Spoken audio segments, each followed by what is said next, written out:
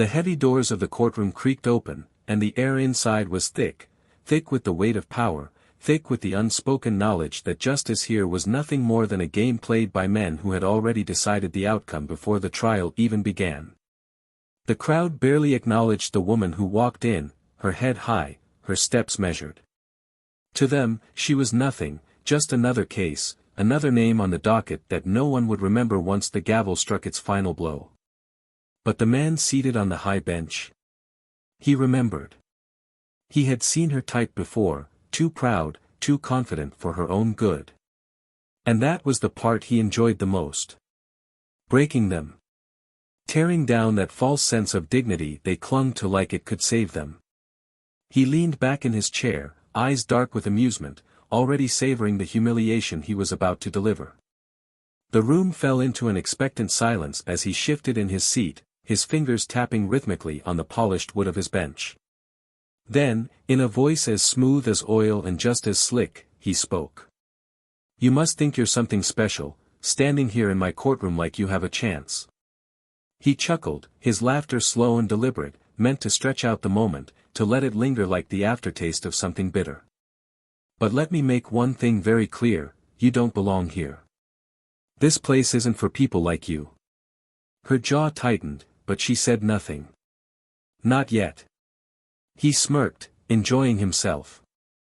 "And yet, here you are, wasting my time. You walk in here thinking the law is on your side, thinking your words mean something. But in my courtroom, your words mean nothing. Your presence means nothing." The prosecutor, standing smugly at his table, nodded along, as if this were just another routine humiliation, just another example of how the system worked. The bailiffs exchanged knowing looks, the gallery murmured. The judge leaned forward now, his voice dropping to a near whisper, a theatrical performance meant to heighten the anticipation of what was to come next. "A woman like you should know her place. But since you clearly don't, allow me to remind you." Then, in a move so sudden it stole the breath from the room, he stood. His robe billowed slightly as he stepped down from the bench, the echo of his polished shoes against the marble floor punctuating every step. His face twisted into something dark, something cruel, something raw with the pleasure of absolute power. And then, he raised his foot. It was meant to be the final act, the grand humiliation, the moment that would etch itself into her memory as a lesson she would never forget. A message that no matter how much she fought, how much she tried, she would always be beneath him. He could already hear the gasps, the laughter, the whispered confirmations that this was how things were meant to be. But then, something happened that no one in that courtroom expected. Before his shoe could make contact, she moved. Not just a simple dodge, not just a step back in fear, no, she moved with precision, with intention, with the kind of skill that spoke of years of training and discipline. In one swift motion, she blocked his kick, twisted his leg just enough to send him off balance, and in front of every single person in that courtroom, she took down the most powerful man in the room. The judge's body hit the cold, unforgiving floor with a force that shattered the silence like glass. Gasps erupted from the gallery, the prosecutor's face drained of color, the bailiffs, who had spent years backing this man's every cruel decision, stood frozen, unsure of what to do. But she didn't stop there. As the judge scrambled to push himself up, she reached into her pocket, pulled out a badge, and let the truth tear through the stunned silence like thunder. "Special Agent, FBI. Judge, you are under arrest." The courtroom exploded. The whispers turned into shouts, into disbelief, into chaos. Because this wasn't just an act of defiance, it was justice coming for a man who thought he was untouchable.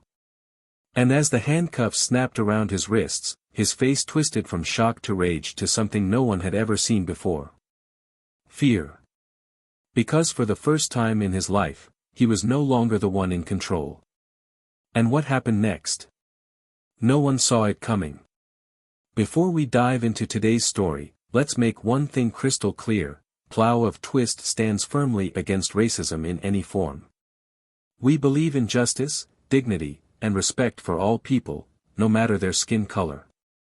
If you're watching this and have ever faced discrimination, know that you are valued, powerful, and worthy of every opportunity. Your voice matters. Your story matters. And today's story is a powerful reminder that justice always finds a way. Now, sit back, get ready for a wild ride, and enjoy the story. And hey, if you love dramatic twists and powerful storytelling, hit that subscribe button and join our community. Let's get into it. The courtroom was cold, sterile, drowning in an air of manufactured authority that suffocated anyone who dared stand at its center. The judge sat high above, his chair an imposing throne that made it clear who held power in that space. He looked down at her, his lips curling in a smug, amused expression, the kind of look that spoke louder than words. He had already judged her before the trial even began. She was just another statistic, another name to add to his list of victories, another black face to remind him of the so-called superiority he desperately clung to. He had been on that bench for years, passing down verdicts like a god handing out divine punishment, and today was no different. His voice cut through the silence, laced with the kind of venom that had poisoned countless lives before hers. "You people never learn, do you?" he said, shaking his head as if he were disappointed but not surprised. His fingers tapped against the wooden desk, his patience thin, his amusement growing. "Time and time again, you come in here, thinking you can outsmart the system, thinking you're different. But let me tell you something, people like you will always end up exactly where they belong. Behind bars." A murmur rippled through the courtroom, low, almost imperceptible, but she could hear it. The rustling of disapproving suits, the sneers of attorneys who thrived on cases like these, the quiet satisfaction of those who had been waiting for another display of power disguised as justice.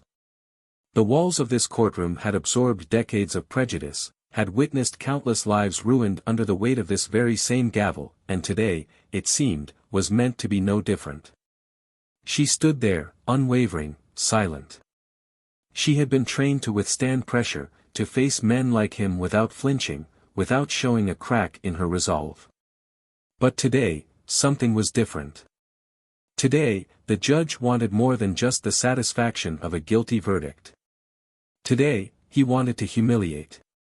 He wanted to see her break, to hear her beg, to watch the light in her eyes dim as she realized that, in his world, she was nothing.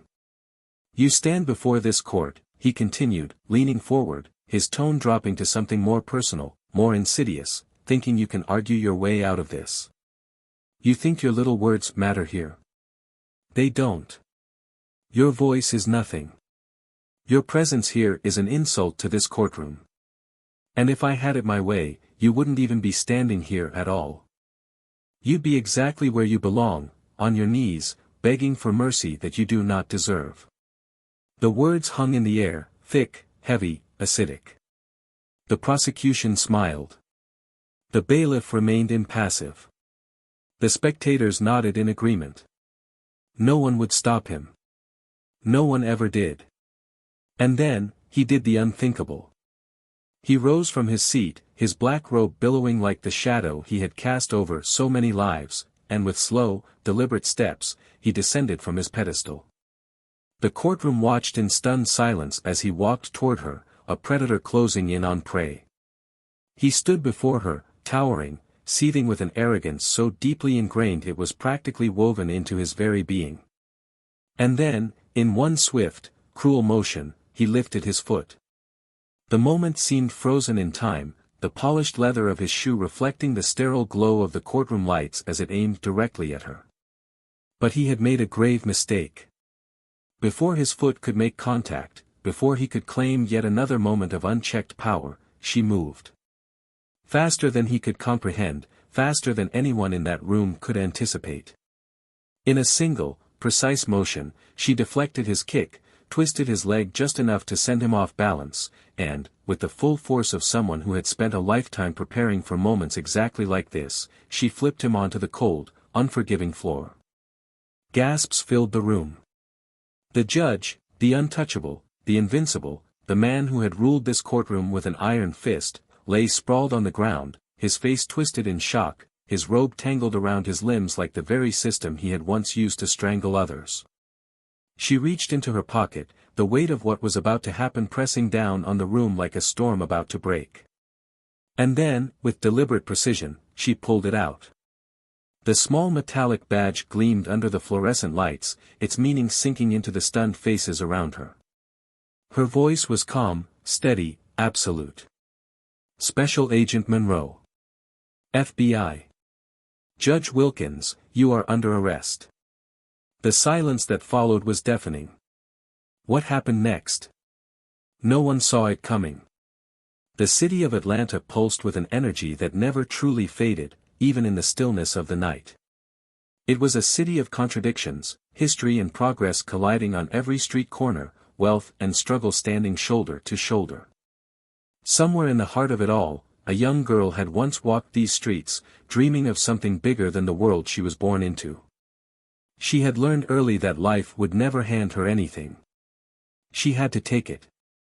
She had to fight for it. From the moment she stepped into the academy, she knew she had found her purpose. She had seen firsthand what happened to people like her when the system turned its back on them. She had seen her neighbors, her family, her friends fall victim to a justice system that was anything but just. So she decided she would not just fight against it, she would infiltrate it, dismantle it from the inside out. Monroe had spent years perfecting her craft. She learned to be invisible when necessary, to blend in, to observe. She understood the mechanics of power, the way it was wielded, the way it could be abused. She had studied the faces of men like Judge Wilkins, memorized their movements, their patterns, their weaknesses. And when the time came, she stepped into the lion's den, prepared for the moment she would bring him down. Wilkins had been untouchable for decades. He had built an empire of corruption, hidden behind the guise of legal authority. His rulings were cruel, his sentences disproportionately harsh on black defendants, his bribes untraceable. He was a man who had never known consequence. Until now. Monroe had spent months gathering evidence, going undercover, building a case so airtight that when the moment of reckoning arrived, there would be no escape. And now, standing in this courtroom, watching the disbelief in his eyes as the realization of his downfall set in, she felt the weight of justice settle into place. The question was, how far did his corruption go? How many others were complicit? And just how deep did this rabbit hole run? Because one thing was certain. This was only the beginning. The courtroom was still buzzing with disbelief, the air thick with tension, disbelief, and something else, a shift, a crack in the foundation of the untouchable power Judge Wilkins had wielded for decades.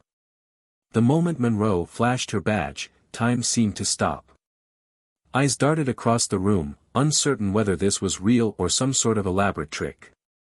The judge, lying on the cold, unforgiving floor of his own courtroom, his robe tangled, his pride shattered, could barely comprehend what had just happened. His face, usually so composed, so confident in his own authority, twisted into something primal, rage, fear, desperation, all fighting for control. His voice, now stripped of its former superiority, trembled as he tried to push himself up, his hands gripping the polished wood like a drowning man clinging to the wreckage of his own making. You think you can do this? His breath was ragged, his composure slipping with each second that passed. This is my courtroom. My word is law. You have no authority here. Monroe remained unmoved, her stance unwavering.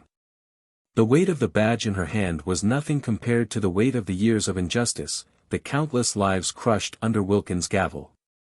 She had seen the files, the patterns, the quiet bribes, the deliberate destruction of lives that had never stood a chance in front of him.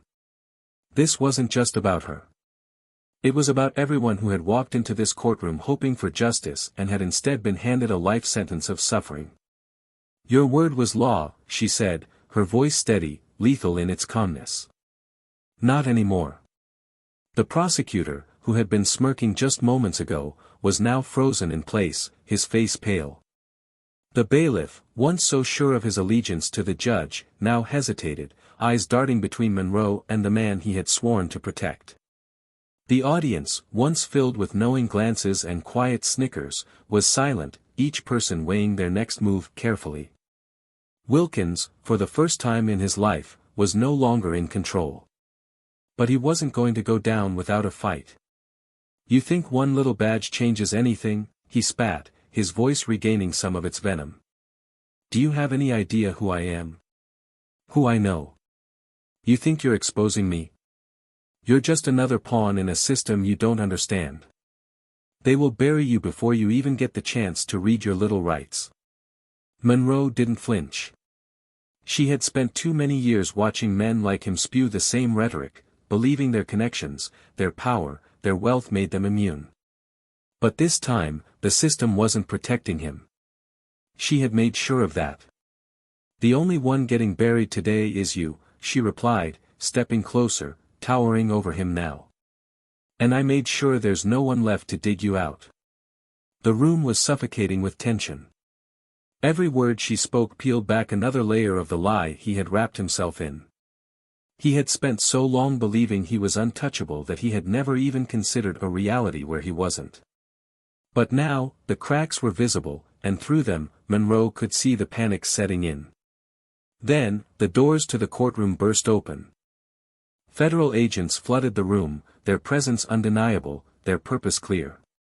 The once fearless attorneys, the court clerks who had turned a blind eye, the officers who had enforced his corrupt rulings, every one of them now felt the cold realization that this was real. This was happening. Wilkins was no longer the one in charge. Monroe turned to face them, her voice carrying over the stunned silence. "Arrest him." For a moment, Wilkins did nothing.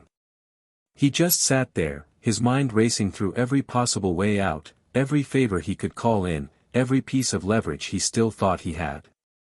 But the truth was, there was nothing left. His crimes were no longer whispered rumors in back rooms.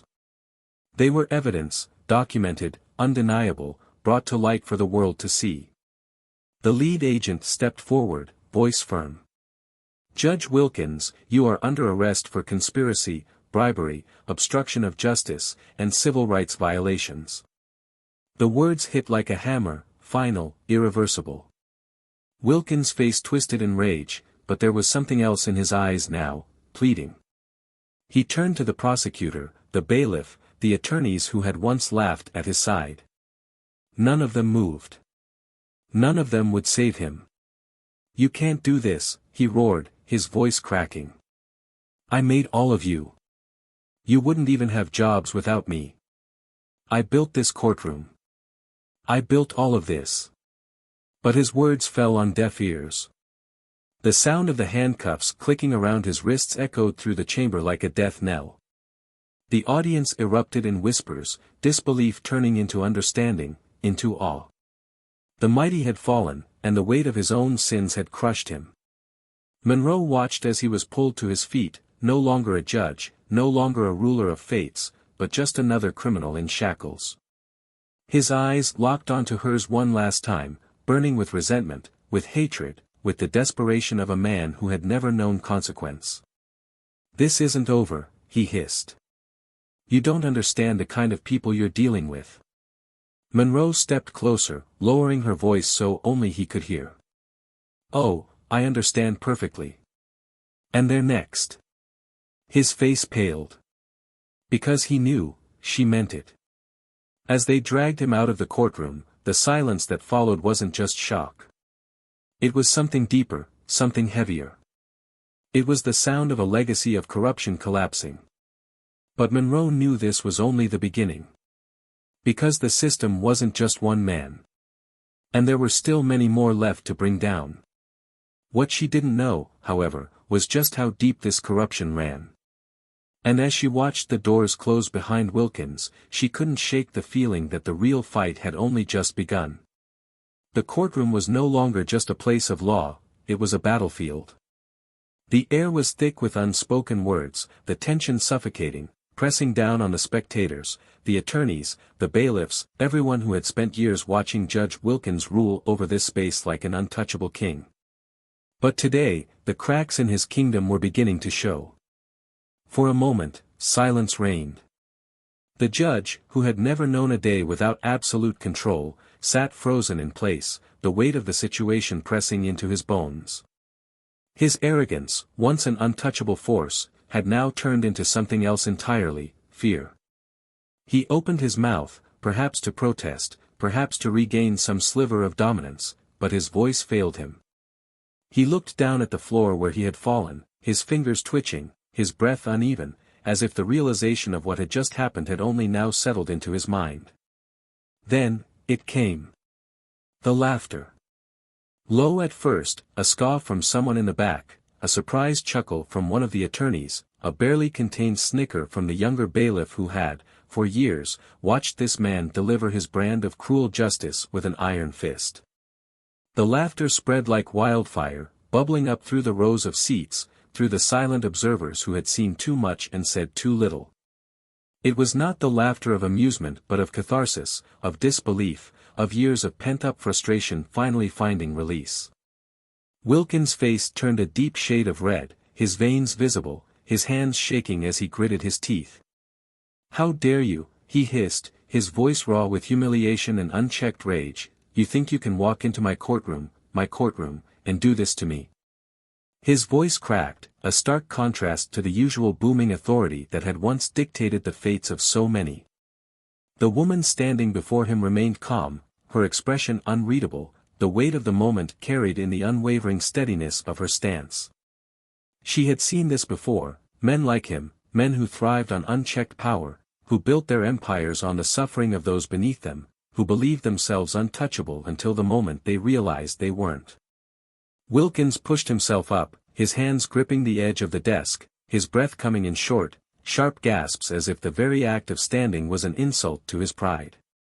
His eyes burned with the kind of hatred that could consume a man whole. He straightened his robe, pulling it over his shoulders as if trying to reclaim the authority that had been stripped from him.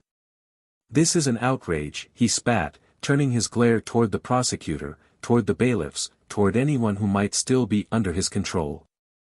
"Arrest her. Right now. I want her arrested for assault, for attacking a judge in his own courtroom." No one moved. The room held its breath as every set of eyes turned toward the woman standing before him. Slowly, she reached into her pocket, the movement deliberate, controlled, the kind of movement that sent a silent message before words ever had to be spoken. She pulled out the badge, the small metallic object catching the light, its significance undeniable.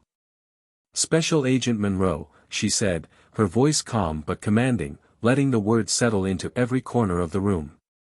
"Federal Bureau of Investigation."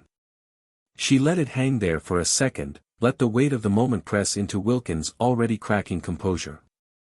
"And Judge Wilkins, you are under arrest." The silence that followed was deafening. Wilkins' eyes widened, his body stiffening as though he had been physically struck. The color drained from his face. His lips parted, his throat worked to produce words, but nothing came. "You," he finally croaked, shaking his head, his voice barely above a whisper. "You, this is some kind of joke." Monroe took a step closer, the air between them charged with the weight of a lifetime of injustice finally turning on him. "This is no joke," she said, her voice steel. "We have evidence, Wilkins. Years of corruption, bribery, wrongful convictions. We have testimonies. We have recordings. We have everything we need to take you down." The courtroom buzzed with murmurs, gasps rippling through the crowd as the realization sunk in. This wasn't just a moment of humiliation, this was the fall of a man who had spent his life believing himself invincible. Wilkins staggered back, his fingers clawing at his robe as if it could protect him from the truth unraveling before him. "You can't do this," he whispered, more to himself than to anyone else. "I have powerful friends, people who have already turned their backs on you," Monroe interrupted, her gaze unwavering. "Do you think they'll protect you now? Now that we have it all? The offshore accounts, the bribes, the altered evidence, the destroyed case files. They're cutting their losses, Wilkins. They're letting you fall." Wilkins let out a strangled laugh, but it lacked any real confidence, any real power. You think you're going to put me away, he sneered, though his voice shook with every word. You think the system that let me build everything I have is suddenly going to turn against me? Monroe didn't flinch. This isn't the system working against you, she said. This is justice finally catching up. For the first time in his life, Wilkins was speechless. He stood there, his hands shaking, his breath uneven, the weight of his own downfall pressing down on him like a verdict he could not escape. The courtroom doors swung open, and the sound of approaching footsteps filled the tense air. Federal agents stepped inside, their presence unmistakable, their purpose clear. The lead agent walked forward, his eyes scanning the room before settling on Wilkins. "Judge Wilkins," he said, pulling out a pair of handcuffs. "You're coming with us." The last shred of fight left Wilkins' body. His shoulders slumped, his lips trembled, his fingers twitched as if grasping for something, anything, to hold on to. But there was nothing left. Nothing to bargain with. Nothing to save him. The agents moved in. The cold steel of the handcuffs clicked around his wrists. And for the first time in his life, Judge Wilkins was no longer the one delivering the sentence. And yet, as he was led through the courtroom, past the rows of people who had once feared him, past the attorneys who had once admired him, past the bailiffs who had once followed his every order without question, the truth settled into his bones like a sickness. This wasn't the end. Because if they had uncovered everything he had done, if they had the power to bring him down so publicly, so completely, then the people who had stood by his side, the ones who had benefited from his corruption, the ones who had whispered in the dark with him, they would never let him walk away alive. Wilkins wasn't afraid of prison. He was afraid of what came next. And the question that hung in the air, thick with uncertainty, was one that no one in that room yet knew the answer to. Would he make it long enough to even stand trial? Because in the world of men like him, there was one unshakable truth. Power protects its own. Until it doesn't. The weight of the handcuffs on his wrists felt foreign, an alien sensation that sent a ripple of disbelief through Judge Wilkins' entire body. He had spent decades watching men and women in this exact position, his gavel slamming down with a finality that echoed through the courtroom like a death sentence. But never, not once, had he considered that he might find himself on the other side of that power. The cold metal pressed against his skin, tightening as the federal agents secured him, their movements methodical, efficient, lacking the reverence he had always been accustomed to. The murmur of voices in the courtroom grew louder, disbelief turning to quiet satisfaction as those who had suffered under his rulings watched him being led away, his once pristine black robe dragging against the floor, his legacy unraveling with every step. Monroe stood unmoved, her expression unreadable, though the weight of years of preparation, of sacrifice, of playing the long game for this very moment, settled into her bones. She knew men like Wilkins didn't break easily. They weren't built to shatter in a single moment. But this was the first crack, the undeniable shift in power that would strip him bare piece by piece. She stepped forward, closing the distance between them, her voice cutting through the tense air like a blade. You spent your entire career believing you were untouchable, thinking the system you manipulated would always protect you. But here you are, shackled, powerless, exposed. Wilkins turned his head sharply, his jaw tightening, his lips trembling as if he were holding back words he dared not speak. Then, a dry, humorless chuckle escaped him, low and bitter. You think this changes anything, he muttered, his voice hoarse, his pride still clinging to the last shreds of control. You think dragging me out of my own courtroom in cuffs erases everything I've built? He shook his head, the smirk creeping onto his face like a dying ember refusing to be snuffed out. You're naive if you think this ends with me walking into a cell and fading away. Men like me don't just disappear. I have connections. I have people who owe me their entire careers, their freedom, their wealth. You think they'll just let this happen? Monroe didn't blink, didn't flinch, didn't let the venom in his words reach her. You really don't get it, do you? She said, tilting her head slightly, studying him like a specimen under glass. This isn't about your courtroom anymore. It's not about your rulings, your bribes, your false sense of power. This is bigger than you. We didn't just build a case against you, Wilkins. We dismantled your entire network. Every name, every dollar, every crooked deal, gone. The people you think will come running to your rescue? They're already cutting ties, making deals, testifying. The moment you stepped off that bench, you became a liability, and no one protects a liability. For the first time, a flicker of something crossed Wilkins' face. It wasn't rage, wasn't arrogance, wasn't defiance. It was something far more dangerous, realization. He sucked in a sharp breath, his body tensing as he processed what she was saying. He had known corruption, had thrived in it, had built his empire upon it, but he had never been on the receiving end of its consequences. He had seen what happened to men who were deemed expendable, who had outlived their usefulness. The quiet disappearances, the sudden suicides, the bodies that turned up in rivers or not at all. He had sentenced countless people to life behind bars, but the kind of punishment awaiting him now wasn't something he could control with a ruling or a bribe.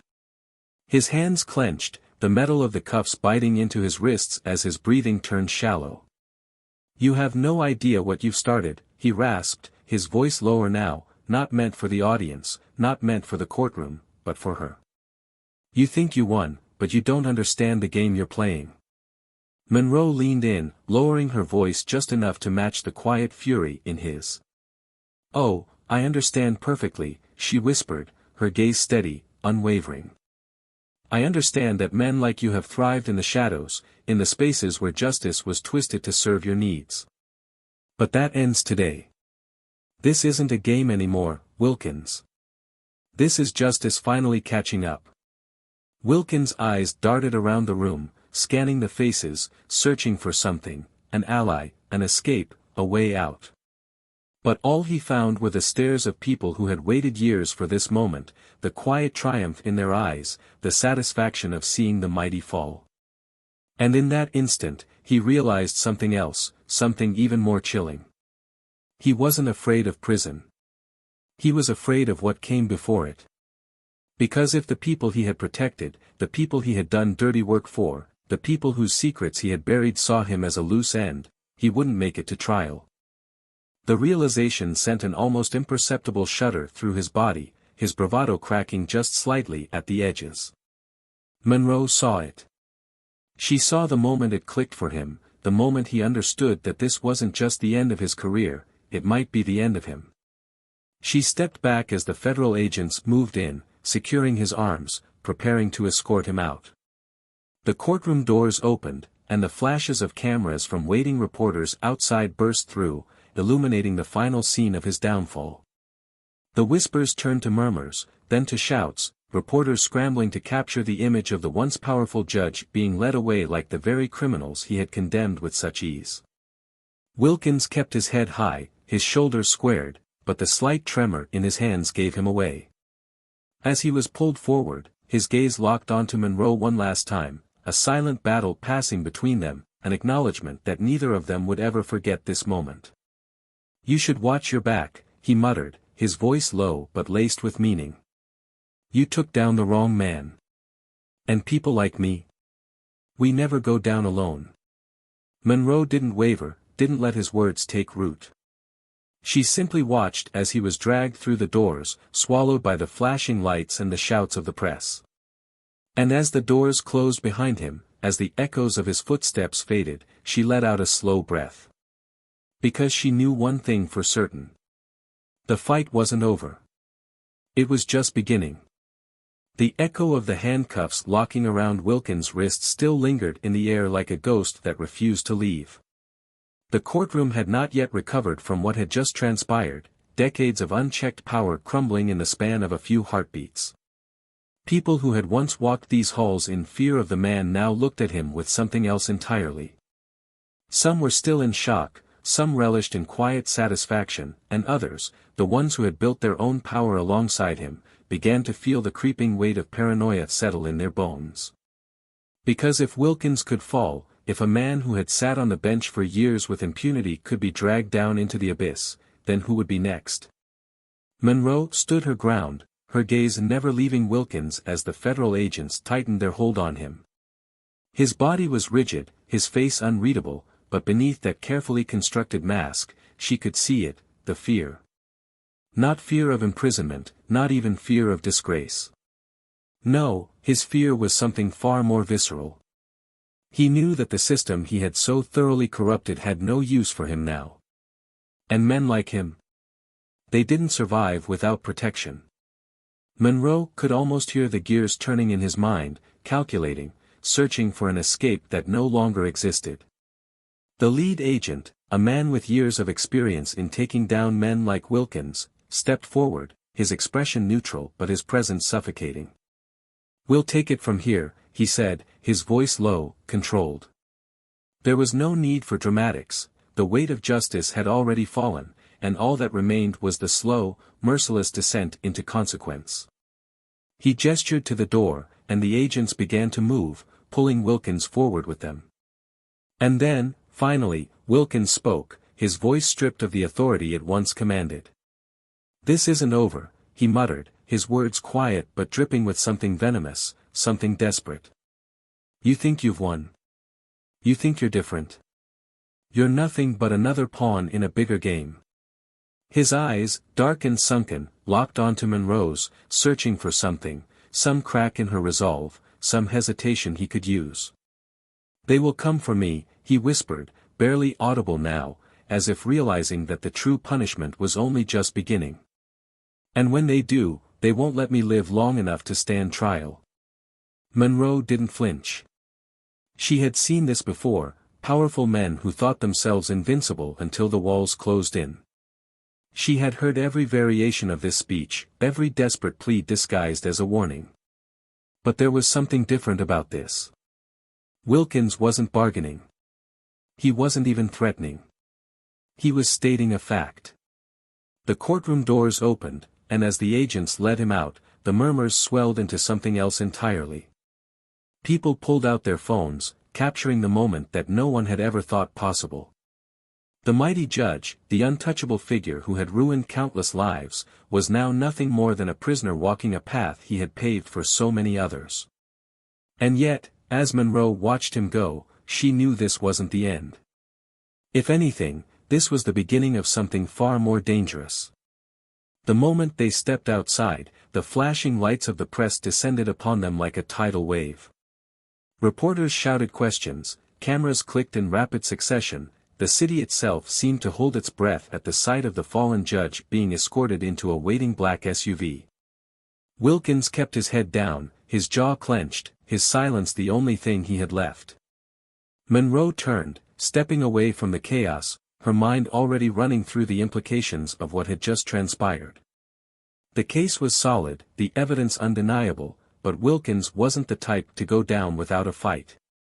He had spent years weaving himself into the fabric of power, aligning with people who operated in shadows, people who had just as much to lose as he did. And if they thought for a second that he might turn on them to save himself. She didn't finish the thought. There was no need. She already knew how this played out. Men like Wilkins didn't rot in prison. They either walked free or disappeared before they could take anyone down with them. As she made her way through the back entrance of the courthouse, away from the spectacle of flashing cameras and eager journalists, her phone buzzed in her pocket. She pulled it out, her fingers tightening around the device as she read the message. No name. No number.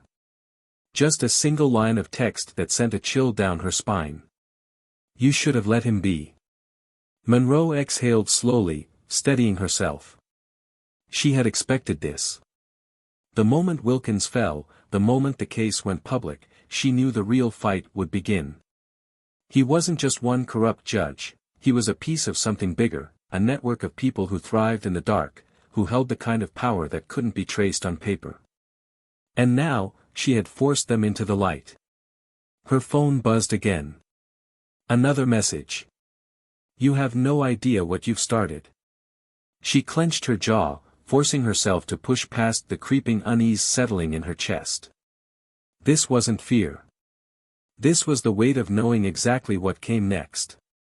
Retaliation. Damage control. The people Wilkins had once protected wouldn't let this stand. But Monroe wasn't afraid. She had spent years preparing for this, for the war that came after the first battle was won. And if they thought she would back down now, they were about to learn just how wrong they were. The night had settled over the city, casting long, twisting shadows across the streets, where the echoes of the day's events still vibrated through the air like an aftershock. The courthouse, once a place where Judge Wilkins reigned supreme, was now just another building, its walls no longer able to protect him, its halls no longer his kingdom. But the consequences of his fall had already begun to ripple outward like a stone thrown into deep, dark waters. Monroe sat in a dimly lit conference room, her eyes scanning the endless pages of evidence laid out before her. The files told the story of a man who had spent years constructing his fortress, weaving himself into the very fabric of the system. Every decision he had made, every ruling he had delivered, had been carefully calculated, a chessboard where he was always several moves ahead. Until now. Now, he was cornered. Now, his every secret was being dragged into the light, and the people who had once stood beside him were scrambling to save themselves. Her mind kept circling back to the messages she had received earlier. Short, simple, but heavy with meaning. They weren't just warnings. They were declarations. The people who had enabled Wilkins, who had benefited from his corruption, weren't going to sit idly by while he was dismantled piece by piece. Monroe knew how this worked. The moment one domino fell, the rest would do everything in their power to keep from toppling. And right now, every eye was on her. She barely had time to breathe before the door swung open and Agent Carter stepped inside, his expression unreadable but his eyes sharp. He was older, seasoned, the kind of man who had seen enough of the world to know that justice wasn't always about who was guilty, it was about who had the power to make the guilt matter. He dropped a thick folder onto the table and exhaled. "Wilkins wants a deal," he said, his voice carrying the weight of something inevitable. Monroe's fingers curled slightly against the papers in front of her, but her expression remained neutral. "Of course he does," she said, leaning back in her chair, the exhaustion in her bones barely masked by her hardened exterior. "Let me guess, he's willing to talk, but only if we guarantee his safety." Carter gave a slow nod, pulling out a chair and lowering himself into it. "More than that. He's naming names. Big names. If what he's offering is real, this goes way beyond him. Judges, prosecutors, politicians, people who've been greasing each other's palms for decades. He knows where the bodies are buried, and he's willing to dig them up if it means getting out of this alive." Monroe exhaled, staring at the ceiling for a moment, letting the weight of it sink in. It wasn't surprising. Wilkins was a survivor. He had spent his entire life playing the game, bending the system to his will. The moment he knew the walls were closing in, he wouldn't waste time trying to hold them up, he'd burn everything around him if it meant finding a way out. "And what does he want in return?" she asked, though she already knew the answer. Carter's jaw tightened slightly. "Protective custody. Full immunity." A cold, bitter laugh escaped Monroe before she could stop it. "You're joking." He shook his head.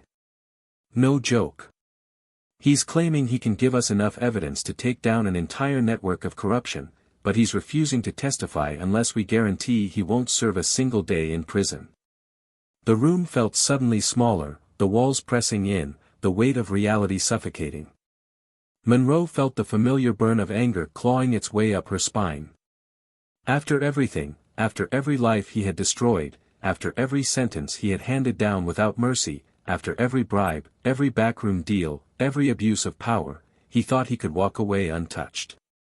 Carter watched her carefully, his silence an invitation for her to speak, to push back, to argue. But she didn't. Not yet. Instead, she stood, walking toward the window, looking out over the city that had suffered under Wilkins' rule for far too long.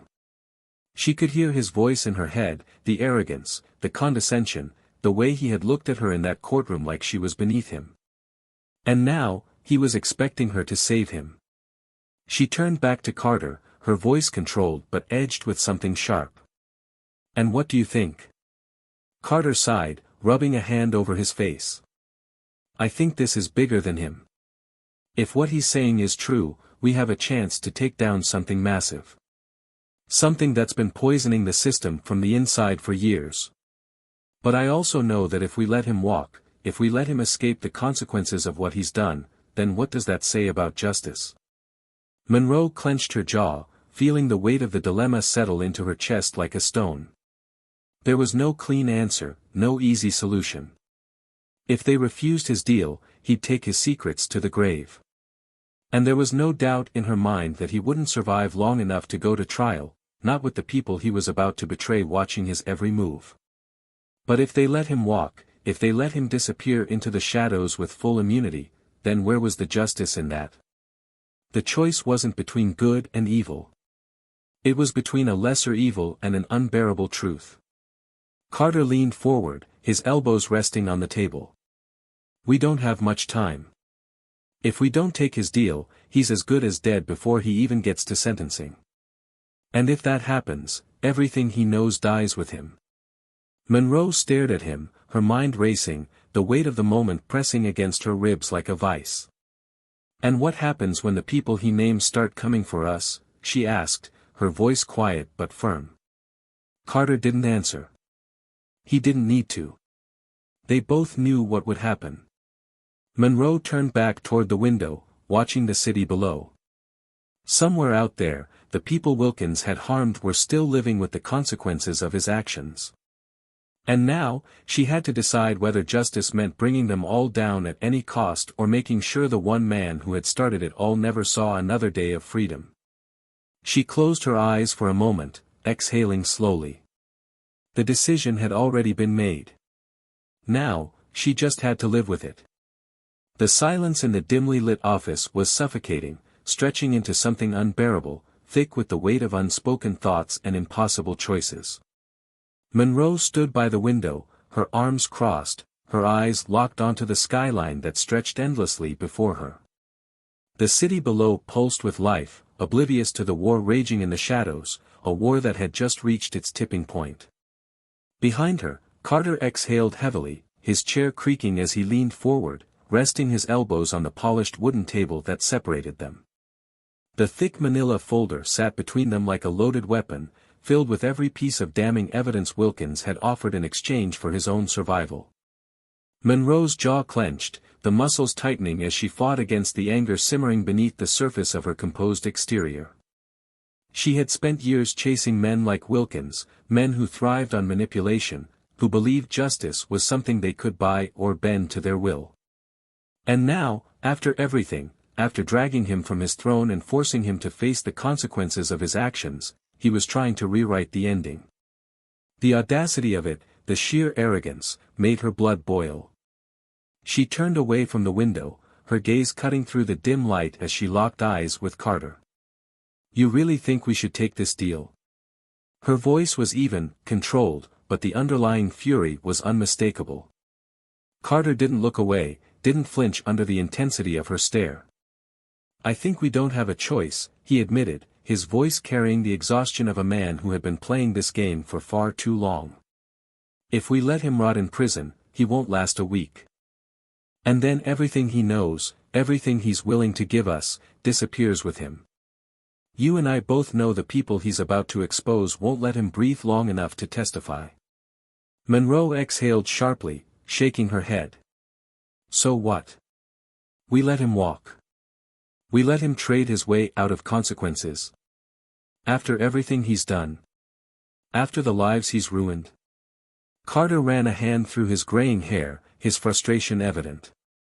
"It's not about what he deserves. It's about what we can do with what he's giving us. You think I like this?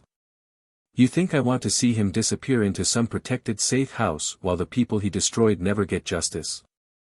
But if we let him die, we lose everything. The whole damn system stays intact, and the people pulling the strings keep playing the game like nothing ever happened." Monroe's chest tightened, the weight of the decision pressing down on her like a vice. She had spent her entire career chasing justice, believing that the system, for all its flaws, could be forced to do the right thing if the right people pushed hard enough. But now, she was staring at the ugly truth of it all. Justice was rarely clean, and more often than not, it came at the cost of compromise. She turned back toward the table, her fingers tracing the edge of the folder, the thick stack of documents within holding enough evidence to tear through the very foundation of the city's legal and political elite.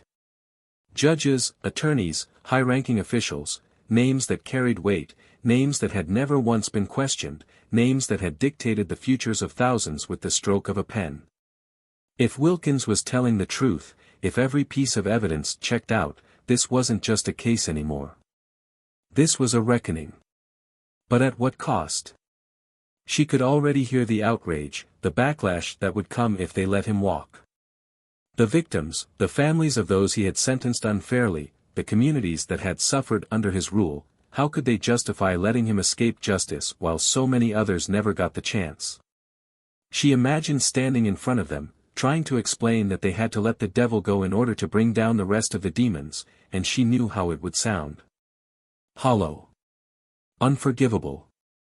Carter watched her carefully, reading every emotion flickering behind her sharp gaze. He knew this wasn't just another case for her. It was personal.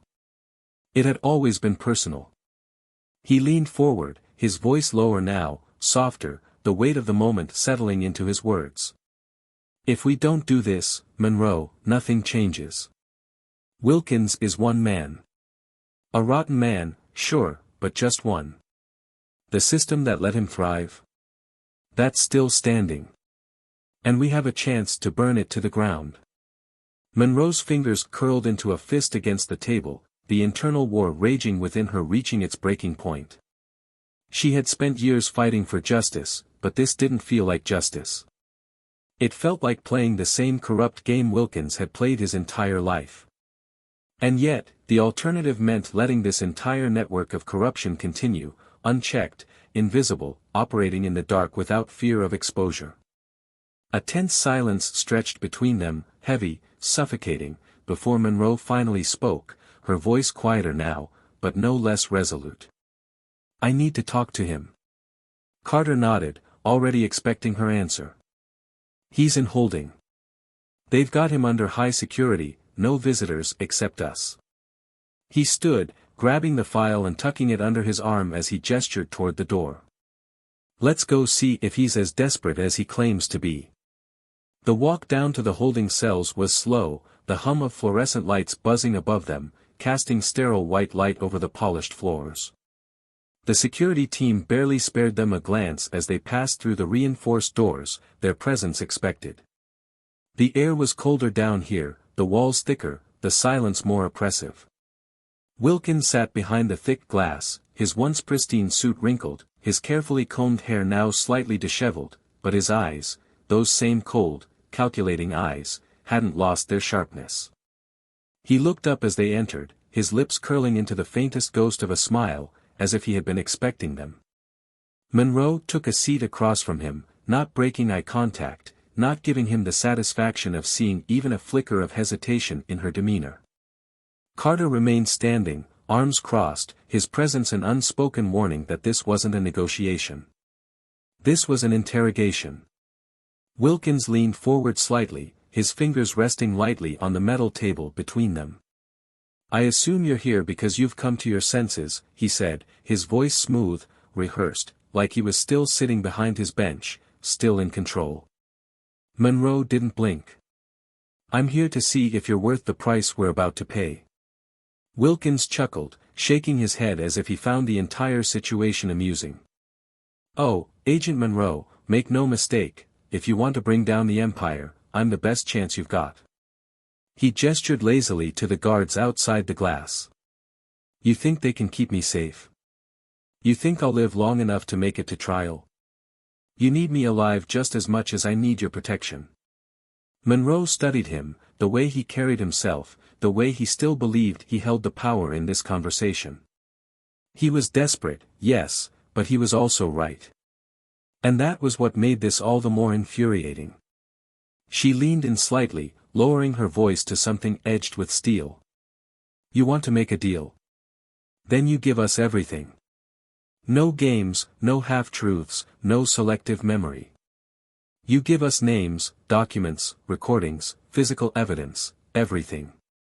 And if we even get a whiff of a lie, if we catch you holding back so much as a single detail, that deal disappears, and you go down alone. Wilkins' smirk faded slightly, replaced by something more calculating. He studied her for a long moment before finally nodding. You drive a hard bargain, Agent Monroe. But I can respect that. He leaned back in his chair, exhaling slowly. Fine. I'll give you everything. But when this is over, I walk. No prison, no trial, no loose ends. Monroe's stomach twisted, but she didn't look away. She simply nodded. We'll see. Because one way or another, Wilkins wasn't getting away with this. Not if she had anything to say about it. The deal was made, the papers signed, and the ink had barely dried when everything began to shift. Monroe had spent years learning how the game was played, how power moved through invisible hands, how justice could be twisted into something unrecognizable if left in the wrong grip. But as much as she understood the mechanics of corruption, nothing could have prepared her for how quickly the tides would turn.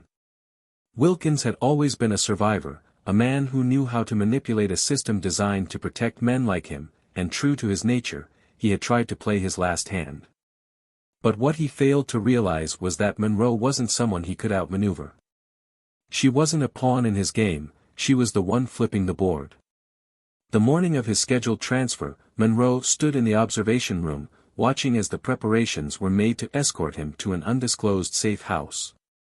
The entire building was under lockdown, security doubled, every protocol followed down to the letter. Wilkins had spent years controlling courtrooms, dictating the fate of others with a wave of his hand, but now, for the first time, he was the one following orders, the one being led, the one being watched. He had traded his power for survival, but the moment he signed that deal, he had sealed his own fate. As the escort team prepared to move him, Monroe's phone buzzed. A single message. No name, no number, just 3 words, it's done. She exhaled, closing her eyes for a moment, letting the weight of it settle in. She had known this was coming, Wilkins was a liability now, and the people he once protected would never let him live long enough to speak. He had built his empire on secrets, on backroom deals and silent nods, and the moment those secrets became leverage, he became a loose end. The people he had once shielded had turned their backs on him the same way he had done to countless others. And now, as he was led through the corridor, as his eyes darted toward the guards, searching for reassurance that he was safe, the reality was sinking in. The explosion was precise, surgical. A blast from beneath the transport vehicle just as the doors locked into place, a fireball swallowing metal and glass, the force sending shockwaves through the ground. The security detail had no chance to react before the wreckage became an inferno. The courtroom that had once been his kingdom had become his tomb. There would be no testimony, no trial, no deal. Wilkins had spent his life hiding behind the law, bending it, shaping it to fit his needs, but in the end, it wasn't justice that got him. It was the same power he had once wielded. Monroe watched the flames from a distance, her expression unreadable, her heart steady. She had expected it, prepared for it, but the finality of it still settled into her bones. There were no clean victories in this world. Justice wasn't always a gavel hitting a desk. Sometimes, justice was an empire devouring its own. And sometimes, that was enough. The fallout was immediate. The names Wilkins had handed over were already being pulled into the spotlight, investigations opened, indictments stacking like dominoes. Monroe and her team worked tirelessly, following every lead, unraveling the decades-long corruption network piece by piece. It was bigger than Wilkins, it had always been bigger than him. He was just the tip of a rotting iceberg, and now that it had been exposed, there was no going back. The city shifted in the months that followed. Judges resigned overnight, politicians distanced themselves from old alliances, and those who had spent years believing themselves untouchable and now walked with their heads down, waiting for the knock at their door. The trials were brutal, public, unavoidable. The system that had once protected these men was now forcing them to answer for everything they had done. Monroe stood in the back of a courtroom one evening, watching as one of Wilkins' closest allies, a prosecutor who had built his career on wrongful convictions, was sentenced. The irony wasn't lost on her. The same halls that had once echoed with the sound of men like Wilkins handing down fate were now filled with the weight of their own downfall. The scales had finally begun to tip, and for once, they weren't rigged. She left before the sentencing ended, stepping into the cool night air, inhaling deeply as the city stretched before her. It wasn't perfect. There was still work to be done, still more names to bring down, still a long road ahead. But for the first time in a long time, she felt something close to satisfaction. As she walked toward her car, her phone buzzed again. Another message. This one different. A single line that made her pause, her grip tightening around the device. You did what needed to be done. She didn't know who had sent it, but she didn't need to. The game wasn't over. It never would be. But tonight, she had won. And that was enough. Justice is a complicated thing. It isn't always about what's fair, and it certainly isn't always about what's right. Sometimes, justice looks like a courtroom, like a judge handing down a verdict. But sometimes, justice is quieter, hidden in the spaces between power and consequence. Wilkins thought he was invincible. He believed that the system he built would protect him, that the people he once called allies would shield him when the time came. But in the end, power is fickle. The same people who raised him up were the ones who made sure he never had the chance to speak. His fate wasn't decided by a jury. It was decided the moment he became a liability. But what do you think? Do you believe true justice was served, or was this just another example of how power only shifts hands instead of being dismantled? Could Wilkins have faced a real trial, or was his death inevitable the moment he was exposed? Let us know in the comments. We want to hear your thoughts on this. And if you love stories filled with shocking twists and unforgettable turns, make sure to subscribe to Tales of Twist so you never miss another one. Because here, the truth is never as simple as it seems.